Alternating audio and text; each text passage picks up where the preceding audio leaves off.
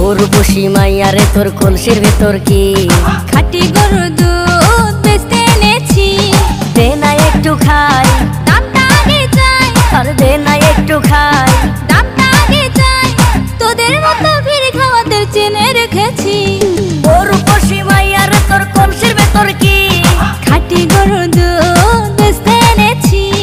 উর্বশী মাইয়ারে তোর কলসির ভেতর কি খাঁটি গরুর দুধ বেচতে এনেছি।